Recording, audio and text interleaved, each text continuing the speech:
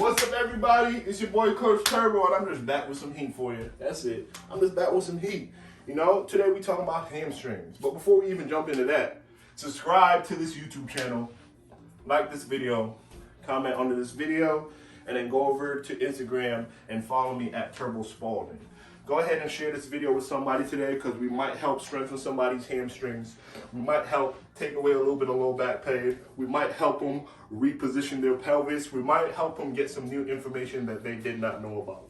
Our hamstrings help us to run, walk, jump, slow down, absorb contact, and be able to move in a way that we need to move. Our hamstrings is a very important muscle because it also helps with pelvis repositioning and pelvis positioning, right? So if my hamstrings are too tight or overly strong, right? If there's no true balance around here, which I will have a lot of other videos where we talk about that pelvis area, right? If my hamstrings aren't strong enough to be able to hold my posterior chain up as I do a lot of dynamic movements, we have a problem.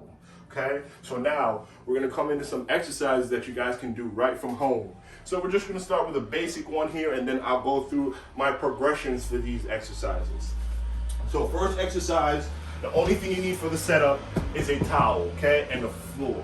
So as I lay down on my back, my first exercise here is just coming up into a glute bridge, right?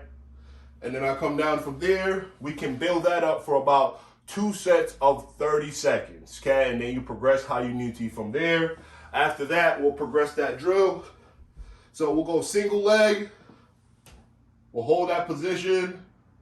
Boom, we'll go 2 sets of 20 to 30 seconds. Perfect, right? After we go double leg and then single leg progression, now we'll add a dynamic movement. So the dynamic movement is surrounded by keeping my pelvis leveled, but also keeping my hamstring working as one side has to stabilize. So as you do this drill, if you feel your hips dipping and moving all over the place, the goal is to keep your hips in a safe position while there's dynamic movement happening from other limbs. So I'm here, drive my hips.